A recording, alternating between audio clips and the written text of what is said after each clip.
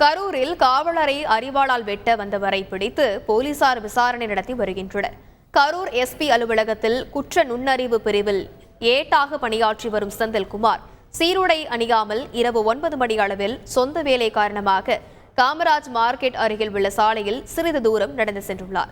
அப்போது அவரை பின்தொடர்ந்த நபர் சட்டையில் மறைத்து வைத்திருந்த அரிவாளால் வெட்ட முற்பட்டுள்ளார். சுதாரித்துக் கொண்ட காவலர் செந்தில்குமார் அரிவாளை பிடுங்க முற்பட்ட போது இடது கை விரலில் வெட்டு விழுந்தது. அப்போது ஏட்டு செந்தில்குமார் அந்த நபரை கீழே தள்ளிவிட்டு அரிவாளை பிடுங்கியதுடன் அவரை அங்கேயே உட்கார வைத்துவிட்டு நகர போலீசாருக்கு தகவல் கொடுத்துள்ளார். அங்கு வந்த கரூர் நகர காவல் நிலைய போலீசார் அரிவாளை பறிமுதல் செய்ததுடன் மது போதையில் இருந்த அந்த நபரை ஆம்புலன்ஸ் மூலம் அரசு மருத்துவக் கல்லூரி மருத்துவமனைக்கு அனுப்பி வைத்தனர். அரிவாளுடன் வந்த நபர் அரவக்குறிச்சி பகுதியைச் சேர்ந்த காளிதாஸ் என்றும் அவர் மீது பல்வேறு திருட்டு வழக்குகள் நிலுவையில் உள்ளதும் தெரியவந்தது.